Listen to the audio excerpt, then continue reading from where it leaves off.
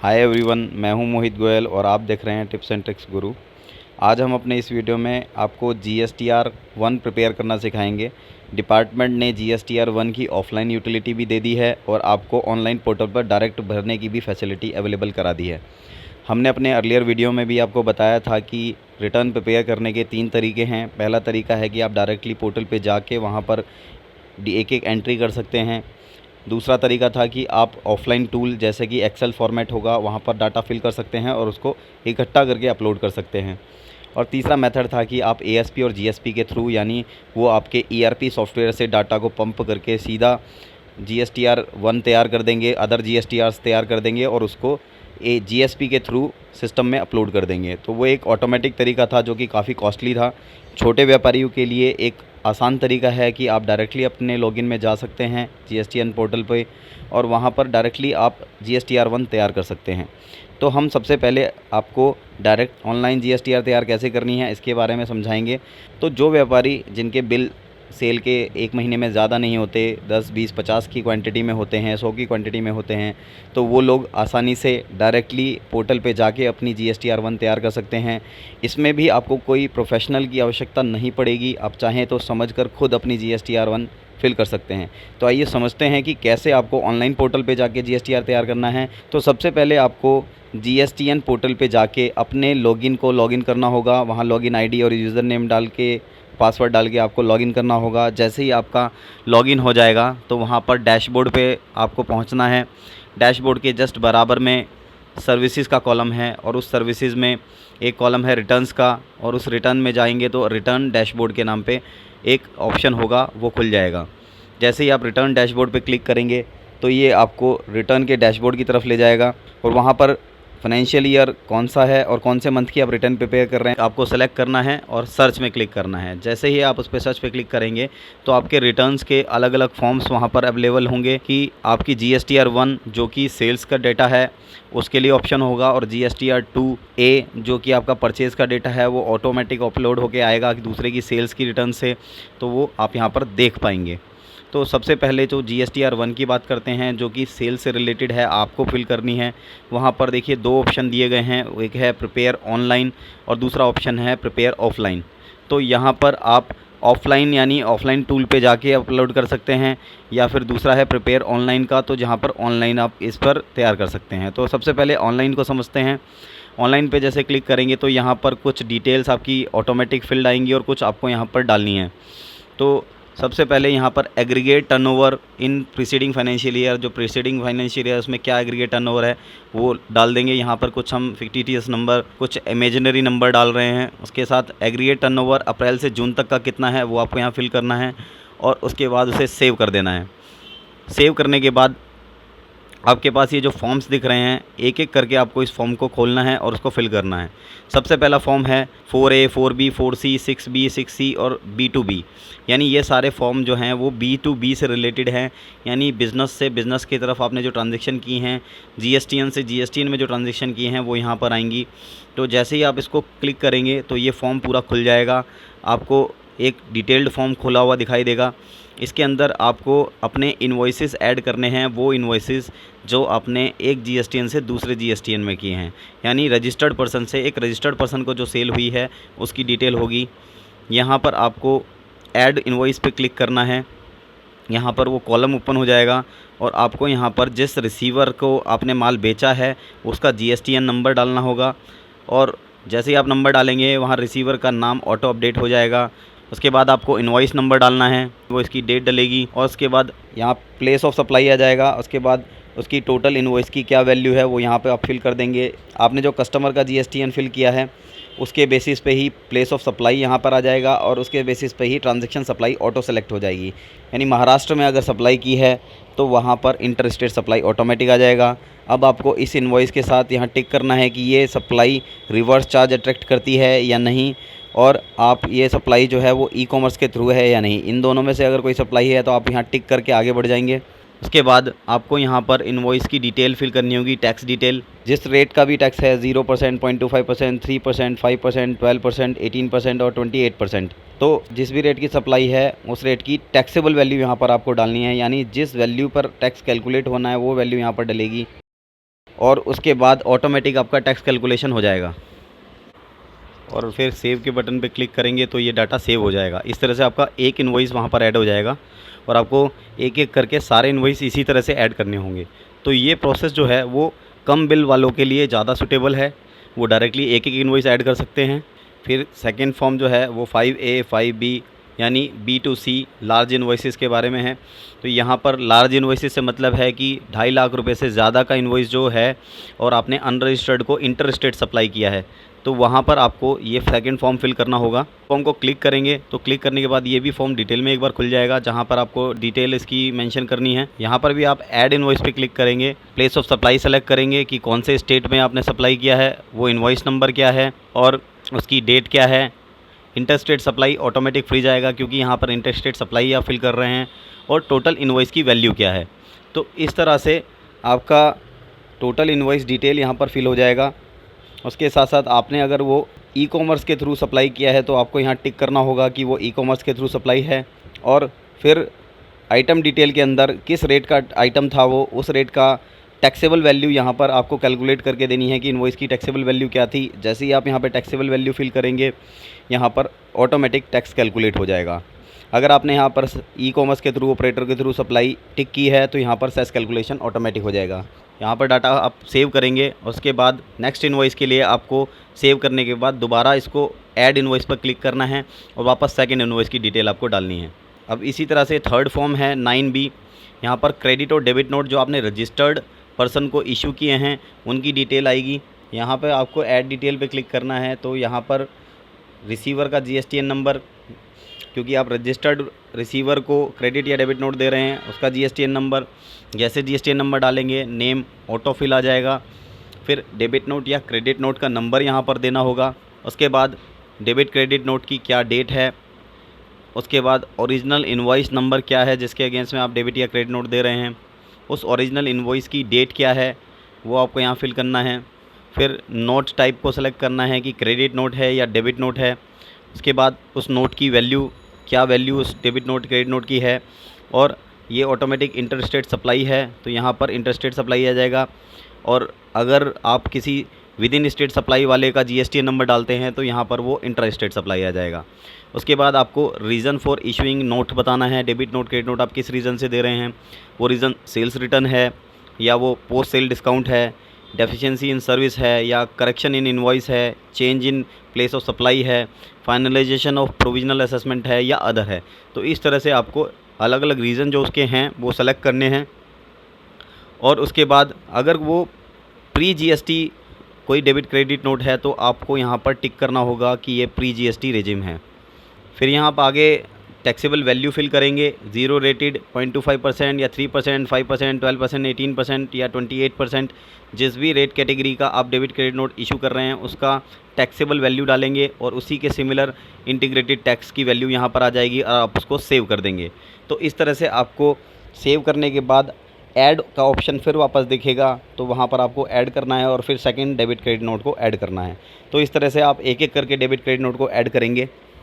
फिर नेक्स्ट जो आपको फॉर्म फिल करना है वो क्रेडिट नोट या डेबिट नोट जो अनरजिस्टर्ड को आपने दिए हैं उनकी डिटेल फिल होगी। सिमिलर वहाँ क्लिक करके आप उसको ओपन कर लेंगे। फिर वहाँ पर टाइप जो है वो B2CL यानी कस्टमर जो अनरजिस्टर्ड हैं उनके लिए यहाँ पर डेबिट क्रेडिट नोट नंबर यहाँ पर आ जाएगा। उसके बाद डेबिट क्रेडिट नोट की डेट आ जाएगी, ओरिजिनल इनवॉइस नंबर आ जाएगा, जिस ओरिजिनल इनवॉइस के अगेंस्ट में आप ये डेबिट क्रेडिट नोट दे रहे हैं उसकी डेट आ जाएगी, नोट का टाइप आ जाएगा कि क्रेडिट नोट है या डेबिट नोट है, नोट की वैल्यू आ जाएगी, और इंटरस्टेट सप्लाई है या इंट्रास्टेट सप्लाई है वो ऑटोमेटिक आपके GSTN नंबर के थ्रू आ जाएगा। Reason for debit credit note देना है, सेल्स रिटर्न है, पोस्ट सेल डिस्काउंट है, डिफिशिएंसी इन सर्विस है, करेक्शन इन इनवॉइस है, change in place of supply है, फाइनलाइजेशन ऑफ प्रोविजनल असेसमेंट है या फिर अदर रीज़न है। तो यहाँ पर सेलेक्ट करना है। उसके बाद आप जो डेबिट क्रेडिट नोट दे रहे हैं अगर वो प्री GST रेजिम है तो वो टिक करना है। फिर उसके साथ टैक्सेबल वैल्यू यहाँ पर रेट के अकॉर्डिंग टैक्सेबल वैल्यू डाल दी जाएगी और वहाँ पर ऑटोमेटिक टैक्स कैलकुलेट हो जाएगा।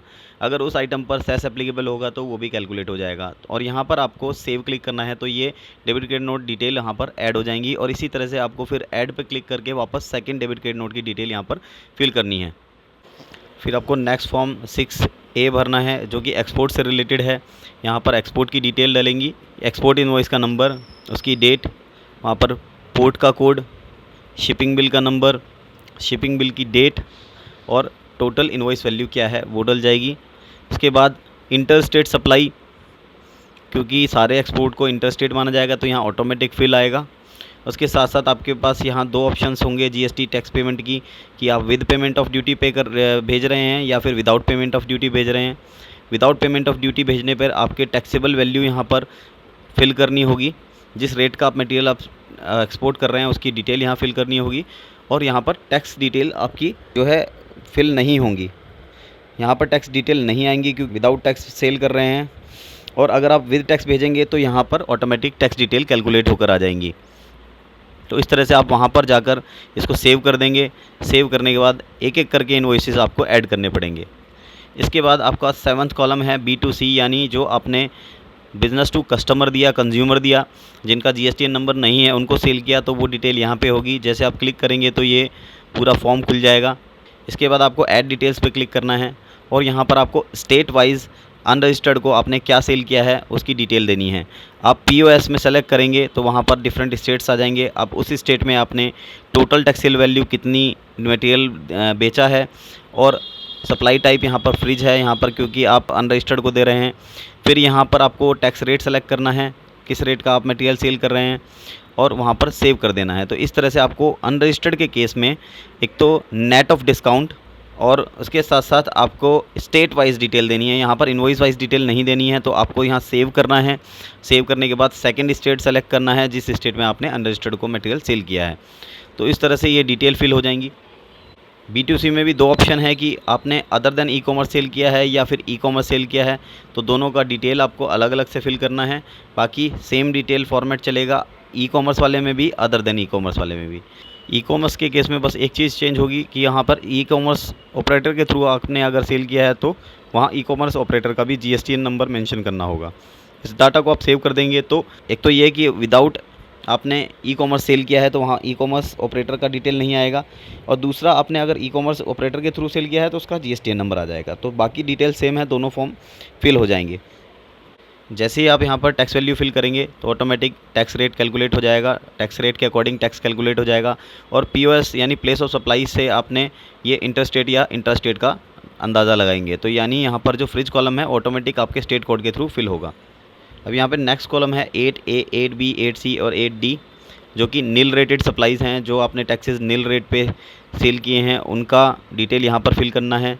तो यहाँ डिफरेंट तरीके से फिल करना है क्या कि सबसे पहला है interstate supply to registered person. तो यहाँ पर आपको कोई डिटेल फिल नहीं करनी है, यहाँ सिंपल नील रेटेड सप्लाई कितनी की है, एग्जेम्प्टेड सप्लाई कितनी की है और नॉन GST सप्लाई कितनी की है, इस तरह की टोटल वैल्यू भरनी है। उसके साथ इंटर स्टेट हो गया, इंटर स्टेट अनरजिस्टर्ड को हो गया, फिर इंट्रा स्टेट रजिस्टर्ड पर्सन को हो गया और इंट्रा स्टेट अनरजिस्टर्ड पर्सन को हो गया। तो इस तरह से 4 कैटेगरी में आपको डिटेल यहाँ पे फिल करनी है। नील रेटेड यानी जिनका रेट 0 है बट मेंशन है रेट 0 रेटेड, एग्जेम्प्टेड जिनको एग्जेम्प्ट किया गया है other than nil rated and non GST supply, और इसके बाद नॉन GST सप्लाई जो कि आप रजिस्टर्ड हो लेकिन नॉन GST एप्लीकेबल सप्लाई है वो यहाँ पर आ जाएगा और उसको आप सेव कर देंगे। फिर नेक्स्ट कॉलम बहुत इंपॉर्टेंट है जो कि टैक्स लायबिलिटी एडवांस के केस में आपको प्रोविज़न है कि एडवांस कलेक्ट होने पर आपको टैक्स पे करना है, तो उसकी डिटेल यहाँ पर फिल होंगी। यहाँ पर क्लिक करके आप ऐड डिटेल्स में जाएंगे तो यहाँ पर आपको प्लेस ऑफ सप्लाई यानी कहाँ से एडवांसेस मिले हैं वहाँ का डिटेल यहाँ स्टेट वाइज देना है। लेट सपोज आसाम सेलेक्ट करते हैं हम, तो इंटर स्टेट सप्लाई आया है और किस रेट का एडवांस आपके पास कलेक्ट हुआ है, यानी स्टेट वाइज और रेट वाइज आपको यहाँ पर डिटेल देनी है। और यहाँ पर जिस रेट का एडवांसेस है वहाँ पे एडवांस का एक्सक्लूडिंग टैक्सेस यानी आपको ग्रॉस वैल्यू देनी है जिसके ऊपर टैक्स कैलकुलेट होगा। यानी 5 लाख आपको कलेक्ट हुए हैं तो आप 4,23,728 यहाँ पर डालेंगे और उसके बाद टैक्स कैलकुलेट होगे, टोटल अमाउंट 5 लाख रुपए हो जाएगा। इस तरह से डिफरेंट रेट वाइज आप यहाँ पर डाल देंगे, यानी स्टेट और उसके अंदर डिफरेंट रेट का जो एडवांसेस आपको मिला है, तो ये डिटेल आपको स्टेट वाइज यहाँ पर फिल करनी है। फिर नेक्स्ट कॉलम है 11B1, 11B2, यहाँ पर एडवांस का जो एडजस्टमेंट हो रहा है आपको वो डिटेल यहाँ फिल करनी है। यानी जो एडवांसेस आपने दे दिए है उनको इस पीरियड में आपने कितना एडजस्टमेंट किया वो डिटेल यहाँ पर फिल करेंगे। ऐड डिटेल में जाएंगे और यहाँ पर स्टेट वाइज उसकी एडजस्टमेंट डिटेल डालनी है, तो यहाँ पर आप स्टेट सेलेक्ट कर लेंगे। उसके बाद इंटरेस्ट रेट आ जाएगा, और रेट वाइज आपने जो एडजस्टमेंट किया है वो आप यहाँ पर एडजस्टमेंट डिटेल डाल देंगे। तो इस तरह से टैक्स डिटेल कैलकुलेट हो जाएंगी और एडजस्टमेंट हो जाएगी। फिर नेक्स्ट डिटेल है HSN wise summary of outward supply. तो आपको यहाँ पर HSN कोड के हिसाब से आउटवर्ड सप्लाई की समरी देनी है। तो यहाँ पर आप HSN कोड सेलेक्ट करेंगे, डिस्क्रिप्शन सेलेक्ट करेंगे, यूनिट ऑफ मेज़रमेंट सेलेक्ट करेंगे और टोटल क्वांटिटी सेलेक्ट करेंगे। फिर उसकी टोटल वैल्यू क्या है, टोटल टैक्सेबल वैल्यू क्या है, इंटीग्रेटेड टैक्स कितना है, सेंट्रल टैक्स कितना है, और स्टेट या यूनियन टेरिटरी टैक्स कितना है, और उस पर सेस कितना है। ये टोटल समरी भरेंगे HSN कोड वाइज। तो यानी यहाँ पर टोटल इन टोटलिटी आपको फिल करना है और ऐड करते जाना है। ऐड के क्लिक करेंगे, एक HSN कोड, फिर सेकंड HSN कोड। तो HSN कोड वाइज आपको डिटेल यहाँ पर फिल करनी है। फिर इसका लास्ट कॉलम 13 कॉलम है डॉक्यूमेंट इशू। यहाँ पर आपके टोटल डॉक्यूमेंट जो आपने इशू किए हैं उसकी डिटेल आएगी। सबसे पहले आपने इन्वॉइसेस कितने इशू किए हैं, वो इन्वॉइसेस की समरी यहाँ पर आ जाएगी। उसके बाद कहाँ से लेके कहाँ तक का इन्वॉइस इशू किया है, फिर टोटल नंबर कितने इशू किए हैं, उसमें से कैंसिल कितने हुए और नेट कितने बचे। इस तरह से आपका इन्वॉइस वाइज यहाँ ऐड करना है। अब लेट्स सपोज़ कि आप एक बिज़नेस में डिफरेंट सीरीज़ लेके चल रहे हैं, क्योंकि पूरे स्टेट में एक ही रजिस्ट्रेशन है, तो अलग अलग ब्रांचेस पर विद इन स्टेट की जो ब्रांचेज़ हैं अलग अलग इन्वॉइस सीरीज़ चल सकती है। तो आप ऐड डॉक्यूमेंट पे जाके वो पूरी सीरीज़ ऐड कर सकते हैं, यानी डिफरेंट सीरीज़ के हिसाब से यहाँ पर आप डिटेल डाल सकते हैं। सेकेंड पॉइंट में इनवर्ड सप्लाई जो अनरजिस्टर्ड पर्सन से आपने ली है, जिसमें आपको रिवर्स चार्ज में टैक्स पे करना है, उसकी डिटेल आ जाएंगी। यहाँ पर आप उसको ऐड डॉक्यूमेंट करेंगे और वहाँ पर जो आपने सेल्फ इन्वॉइसिंग की है उस सेल्फ इन्वॉइसिंग में आपको इन्वॉइस नंबर फ्रॉम से 2 तक आपको यहाँ डिटेल देनी है कि सीरीज़ उसमें आपने कहाँ से कहाँ तक इन्वॉइस काटे हैं, टोटल इन्वॉइसेस कितने हैं, कितने कैंसिल हो गए, कितने बैलेंस इशू हुए टोटल। तो इस तरह की डिटेल आप ऐड करनी है। आपको ब्रांच वाइज अलग अलग सीरीज़ फॉलो हो सकती हैं, तो वो सीरीज़ यहाँ पे ऐड करनी है। उसके बाद थर्ड आपको रिवाइज इन्वॉइस की डिटेल देनी है। जो आपने रिवाइज इन्वॉइस की सीरीज़ चला रखी है, तो कितने इन्वॉइस आपने रिवाइज़ किए हैं उसके सीरियल नंबर देना होगा, total number of invoice, cancelled invoice और नेट इन्वॉइस। इसके बाद आपको डेबिट नोट का ऐसे डिटेल देना है। जो डेबिट नोट आपने इशू किए हैं वो डेबिट नोट का सीरियल नंबर, टोटल नंबर, उसमें कितने कैंसिल हुए और कितना नेट आपका फाइनल इशू किया गया। फिर नेक्स्ट ऐसे ही क्रेडिट नोट की डिटेल, यानी सीरियल नंबर देना है फ्रॉम से 2 तक, टोटल नंबर, कैंसिल्ड और नेट इन्वॉइस कितने हैं, नेट क्रेडिट नोट कितने हैं, टोटल यहाँ पर आ जाएगा। इसी तरह से आपको फिर रिसिट वाउचर की डिटेल देनी है कि रिसिट वाउचर आपने कितने इशू किए हैं, सीरियल नंबर उसका, उसके टोटल नंबर, कैंसिल्ड और नेट। फिर 7th कॉलम में पेमेंट वाउचर फ्रॉम से 2 तक इसकी सीरीज़, टोटल नंबर कितने, कैंसिल कितने और नेट कितने। इसी तरह से ऐड करते चले जाएंगे जो भी अलग अलग अगर सीरीज़ आप फॉलो करते हैं। फिर 8th कॉलम में रिफ़ंड वाउचर्स आपने जितने इशू किए हैं उसकी डिटेल फिल करनी है। उसके साथ साथ फिर 9th कॉलम में आपको डिलीवरी चालान जो आपने जॉब वर्क के लिए इशू किए हैं उनकी डिटेल फिल करनी है। कितने टोटल नंबर इशू किए, कितने कैंसिल किए, कितने बैलेंस फाइनल रहे, उनकी डिटेल देनी है। फिर 10th कॉलम में आपको डिलीवरी चालान और जो सप्लाई अप्रूवल बेसिस पे हुई है वो डिलीवरी चालान के थ्रू ही होगी, तो उसकी डिटेल आपको फिल करनी है। 11th कॉलम में delivery challan in case of liquid gas, उसके केस में भी सेम आपको डिलीवरी चालान के थ्रू जो मटेरियल भेजा है वो डिटेल फिल करनी है। फिर 12th कॉलम में डिलीवरी चालान जो कि 9 और 11 से अलग हैं, तो उनकी डिटेल यहाँ पर फिल करनी है। तो 9 में कौन से थे, 11 में डिलीवरी चालान जो एक लिक्विड गैस से रिलेटेड हैं, और 9 में डिलीवरी चालान जो जॉब वर्क से रिलेटेड है, उनको छोड़ के जो अदर चालान है वो यहाँ पर 12 कॉलम में आ जाएंगे। तो इस तरह से आपके टोटल वाउचर्स की डिटेल भी इसके अंदर जाएगी कि कितने वाउचर्स आपने इशू किए हैं, और इस तरह से आपको टोटल सेव करना है। तो ये पूरा रिटर्न आपका प्रिपेयर हो जाएगा और यहाँ पर आप पूरा समरी आप देख पाएंगे। फिर यहाँ पर सबमिट का ऑप्शन है। सबमिट के साथ फाइल GSTR1 विद DSC है। सबमिट होने के बाद ये फाइल GSTR विद DSC से फाइल करना है, या फिर फाइल GSTR विद EVC है। यानी 2 ऑप्शन है, DSC के थ्रू भी कर सकते हैं या फिर EVC कोड के थ्रू भी आप यहाँ पर फाइल कर सकते हैं। तो इस तरह से फाइनली आप चेक बॉक्स पर क्लिक करेंगे कि आपने जो डिटेल डाली है वो true and fair best picture present करती हैं, और उसके बाद आपको सबमिट पर क्लिक करना है और ये ऑप्शन अनेबल हो जाएंगे। वहाँ पर DSC और या EVC के थ्रू ये आपकी रिटर्न सबमिट हो जाएगी। तो इस तरह से आप अपनी रिटर्न प्रिपेयर कर सकते हैं GSTR1। ये बहुत ही ईजी तरीका है, इसमें क्लियर एक एक पॉइंट पर क्लियरिटी दी गई है कि आपको क्या फिल करना है। तो आपको कोई बहुत बड़े प्रोफेशनल्स की आवश्यकता नहीं है। आप खुद चाहें, अगर आप अपना बिज़नेस खुद मैनेज करना चाहें तो कर सकते हैं। इसी तरह से और GSTR के रिलेटेड वीडियोज़ हम लेकर आते रहेंगे। आप देखते रहिए टिप्स एंड ट्रिक्स गुरु।